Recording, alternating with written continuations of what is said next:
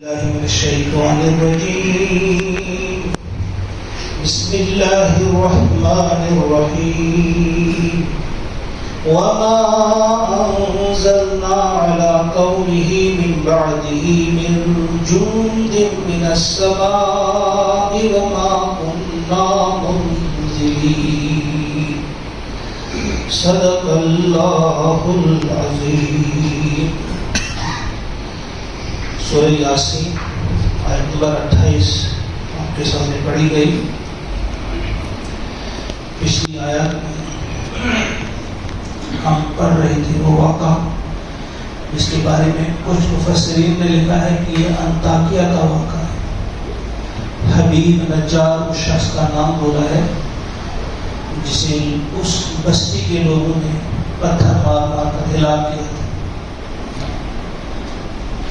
ایک جغرافیہ دان کا یہ کہنا ہے کہ انطاکیہ کے بازار میں ایک مسجد ہے، مسجد حبیب کے نام سے، اور وہاں اس کے صحن میں حبیب نجار کا مزار بھی ہے.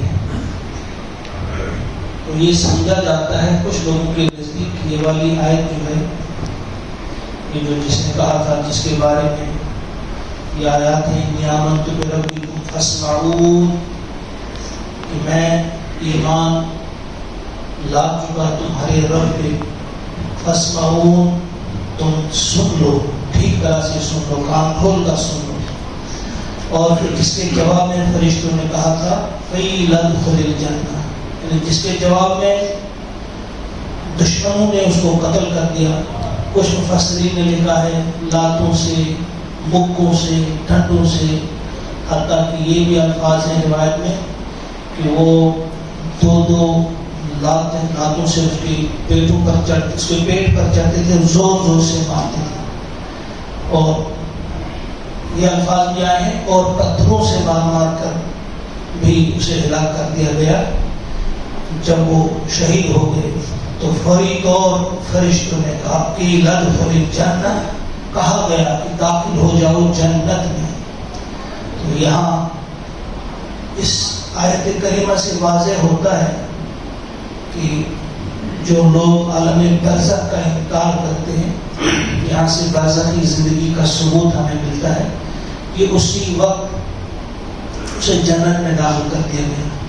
یہ جنت میں جو داخلہ ہے یہ دو قسم کا ہے.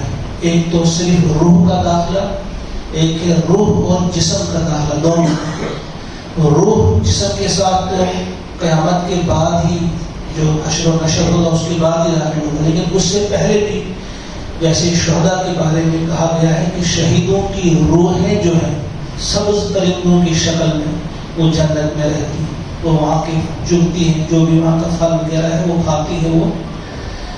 تو جب شہید کی روح رہے گی اس کے بارے میں کہا گیا کہ اسے مردہ مت کہو. تو شہید سے بلند رتبہ ہے صدیق کا، ان کے بارے میں بھی ہوگا.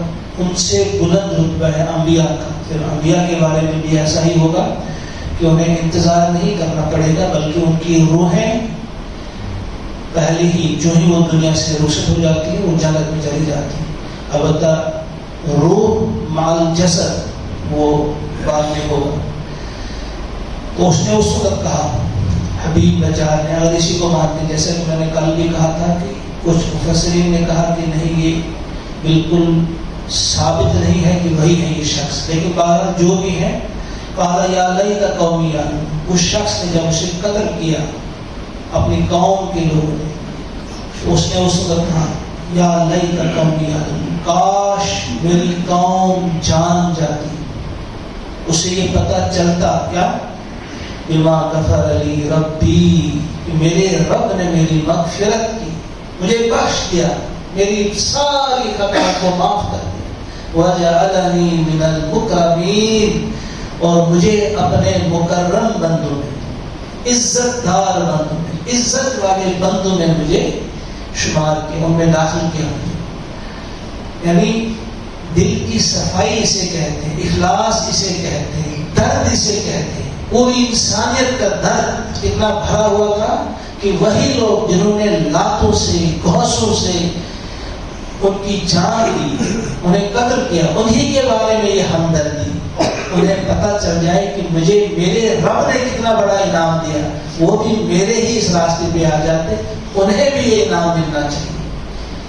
ہم تو معمولی باتوں سے ناراض ہو کر ہمیشہ کے لیے کسی کے ساتھ کٹ آف کر دیتے ہیں، بائیکاٹ کر دیتے ہیں، معاف کرنے کا جذبہ کہیں ہے نہیں، جو ایمان والوں کے بارے میں خصوصی طور پہ اللہ تعالیٰ نے فرمایا ہے وَالْعَافِينَ عَنِ النَّاسِ، ایمان والوں کی ایک خاص نشانی یہ ہے کہ وہ معاف کرنے والے ہوتے بندوں۔ ہم ایک دوسرے کو معاف کرنے کے لیے تیار نہیں ہوتے، لیکن توقع یہ رکھتے ہیں کہ اللہ تعالیٰ ہمیں معاف کرے۔ ہم خود کسی کو معاف نہیں کریں گے، جب ہم کسی کو معاف کرنے والے بنیں گے اللہ سے بھی معافی مانگیں گے، اللہ تعالیٰ بھی ہمیں معاف فرمائیں گے۔ بہرحال یہ کل کی آیت تھی وَجَعَلَنِي مِنَ الْمُكْرَمِينَ۔ اب وہ قوم، ان کے ساتھ کیا ہوا؟ یہ تو چلے گئے جنت میں، ان کو بھیج دیا پروردگار، یہ چلے گئے جنت میں۔ اب اس قوم کے ساتھ کیا ہوا؟ فرمایا، اب دیکھیں فرمایا اللہ تعالیٰ نے وَمَا أَنزَلْنَا عَلَىٰ قَوْمِهِ مِن بَعْدِهِ مِن جُندٍ مِّنَ السَّمَاءِ وَمَا أَنزَلْنَا، ہم نے نہیں اتارا عَلَىٰ قَوْمِهِ، اس کی قوم پر، من بعدِهِ، اس کے بعد، من جُندٍ، کوئی لشکر، من السَّمَاءِ، آسمان سے، وَمَا كُنَّا، اور نہیں تھے ہم منزلین، اتارنے والے، یعنی ہمیں ضرورت ہی نہیں تھی کہ ہم کسی لشکر کو اتارتے آسمان سے اس قوم کا صفایا کرنے کے لیے، ہمیں کوئی ضرورت نہیں۔ ہم نے کیا کیا؟ امکانت نہ تھی، کچھ بھی نہیں تھا، الا مگر صرف صیحۃ واحدۃ، ایک چیخ، ایک چنگھاڑ، صیحۃ واحدۃ، بس ایک ہی چنگھاڑ تھی، فَإِذَا هُمْ، تو ناگہاں وہ اچانک وہ ہم خامدون، کیسے ہو گئے؟ بھج کر رہ گئے، بھجی ہوئی آگ کی راہ کا ڈھیر بن گئے ہو۔ ایک آواز، ایک چیخ۔ روایت میں آتا ہے کہ حضرت جبریل امین اس شہر انطاکیہ کے جو باہر والا جو گیٹ تھا، باہر والا دروازہ، اس کو تھام کر ایک ایسی آواز نکالی، ایسی خوفناک اور بھیانک آواز تھی کہ سب کے سب اس قوم کو ہلاک کر دیا گیا۔ فرمایا اللہ تعالیٰ کو ضرورت نہیں پڑتی ہے کہ کتنے طاقتور ہیں، دراصل سمجھا رہے ہیں مشرکین مکہ کو، انہیں بتایا جا رہا ہے کہ اللہ تعالیٰ جب کسی قوم پر عذاب نازل کرتا ہے اسے ضرورت نہیں پڑتی کہ آسمان سے وہ لشکر اتارے، تمہاری طاقت ہی کیا ہے، تم مقابلہ ہی کیا کر سکتے ہو، تم تو ایک چیخ سے جو ہے ہمیشہ کے لیے بھج جاتے ہو۔ ان کو کہا گیا خامدون، بھج گئے ہو، ان کے جو دلوں میں پتہ نہیں کس کس قسم کے وہ شعلے اٹھ رہے تھے کہ ہم ان تین رسولوں اور ان کے ساتھیوں کی تو ہم یہ کریں گے وہ کریں گے، بڑے وہ شعلے اٹھ رہے تھے ان کی، کہ ان شعلوں کو بجھا دیا، وہ ایسے پڑ گئے جیسے وہ خاموش ہو گئے، بجھ گئے۔ بجھی ہوئی آگ کی جو راکھ ہوتی ہے اس کے ڈھیر ہو گئے وہ۔ فرمایا ان کانت الا صیحۃ واحدۃ فاذا هم خامدون یا حسرۃ علی العباد۔ فرمایا افسوس بندوں پر، وائے افسوس، ہائے افسوس ان بندوں پر، ما یاتی، ما نہیں، یاتی ان کے پاس آیا، من رسول، کوئی بھی رسول، الا مگر، یعنی جب بھی ان کے پاس کوئی رسول آیا تو انہوں نے کیا کیا؟ الا کانوا بہ، وہ تھے اس سے یستہزئون، استہزاء اور ہنسی اڑاتے، مذاق کرتے۔ یعنی افسوس ہے ان بندوں پر، جب بھی ان کے پاس کوئی رسول آیا، جو رسول انتہائی غمخوار تھا، غمگسار تھا، ان کا انتہائی ہمدرد تھا، اتنے ہمدرد تھے وہ، رسول کی تو بات ہی نہیں، یہ تو رسول کا پیروکار تھا۔ حبیب نجار کی جو بات ابھی سنی، یہ ان تین رسولوں کا ایک ساتھی تھا، اس کے دل میں اتنی ہمدردی تھی کہ جن لوگوں نے اسے قتل کیا ان کے بارے میں وہ سوچ رہا تھا کہ کاش انہیں بھی یہ انعام اور اکرام ملتا جو مجھے اللہ نے دیا. تو مشرکین مکہ کو سمجھایا جا رہا تھا تمہارے اندر جو رسول ہے یہ تو رسول ہے, یہ تو امام الانبیاء ہے, اس کے دل میں کتنی محبت ہے آپ کی, یہ تمہارا بھلا چاہتا ہے, یہ تمہارے ساتھ بھلائی کرنا چاہتے ہیں, تمہیں جہنم کی آگ سے بچانا چاہتا ہے, تمہیں ذلت اور رسوائی کے گھڑے سے نکالنا چاہتا ہے, تمہیں بے ایمانی کے اس بازار سے نکالنا چاہتا ہے. مگر افسوس یہ ہے کہ تم سمجھ نہیں پا رہے ہو. یا حسرت علی, افسوس ہے بندوں پر, افسوس ہے بندوں پر. جب بھی ان کے پاس کوئی رسول آتا ہے یہ اس کا مذاق اڑاتے ہیں, یہ اس کا مذاق اڑاتے ہیں, استہزاء کرتے ہیں. اور پھر الم یرو, کیا انہوں نے نہیں دیکھا, کم اہلکنا, کتنے ہی ہم نے ہلاک کی, کم کتنے ہی اہلکنا ہم نے ہلاک کی, قبلہم ان سے پہلے, من القرون بہت سی ہستیاں یا بہت سی امتیں, بہت سی قومیں یا بہت سی بستیوں کے رہنے والوں کو ہم نے ہلاک کیا. کیا یہ نہیں دیکھتے انہم, یعنی اس حال میں کہ وہ الیہم ان کی طرف لا یرجعون لوٹ کر اب نہیں آئیں گے. کیا ہم نے نہیں دیکھا, کیا اس پاسٹ کی طرف نہیں دیکھتے ہیں. ہم نے آغاز میں پڑھا تھا اس سورت کے آغاز میں من بین ایدیہم سدا ومن خلفہم سدا, یعنی ان کی پیٹھ کے پیچھے بھی ایک دیوار ہے. یہ وہ لوگ ہیں جو تاریخ سے سبق حاصل نہیں کرتے, جو ماضی کے واقعات سے سبق حاصل نہیں کرتے. ہم سب کو غور کرنا چاہیے, کیا ہم کہیں ان لوگوں میں تو نہیں ہیں. یہ جو واقعہ ہمیں سنایا گیا ہے یہ کس لیے سنایا گیا, یہ اس لیے سنایا گیا کہ ہم بھی اس سے سبق حاصل کریں کہ ان لوگوں نے کیا کیا جنہوں نے رسول کو ماننے سے انکار کیا, رسول کی بات کو ماننے سے انکار کیا, ان کو نیست و نابود کر دیا گیا, انہیں عذاب کا مزہ چکھایا گیا. اور جنہوں نے رسول کی بات کو مانا انہیں اگرچہ قتل کر دیا گیا لیکن ابدی جنتوں میں داخل ہو گئے. فرشتوں نے ان کا استقبال کیا, حوروں نے ان کے لیے جنت کے حسین اور خوبصورت پھولوں کے ہار سجا کے رکھے تھے, اسے پہنائے. کس انداز سے اس کا استقبال کیا گیا. تو ان ماضی کے واقعات سے ہمیں سبق حاصل کرنا ہے.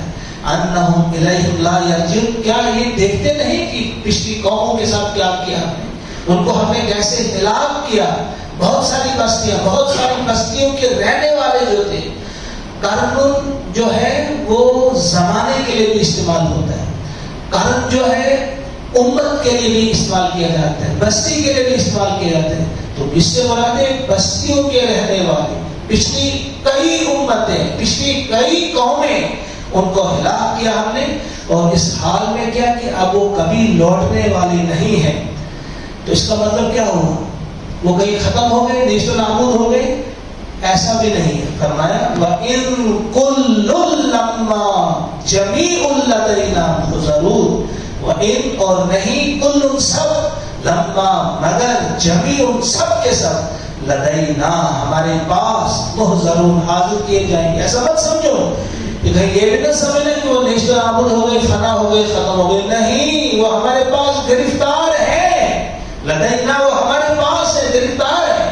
اور وقت آئے گا ان کو ہمارے پاس حاضر کیا جائے گا, ان کی ایک ایک حرکت کا انہیں جواب دینا پڑے گا.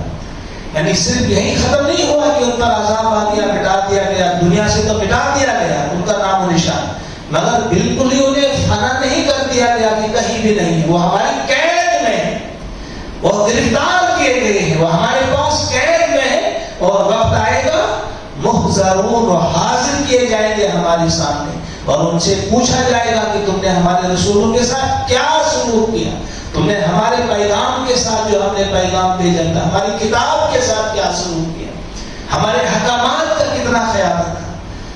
تو یہ آیت نمبر 32 تک مکمل ہو گیا. تیسرا رکوع انشاءاللہ کل ہم شروع کریں گے.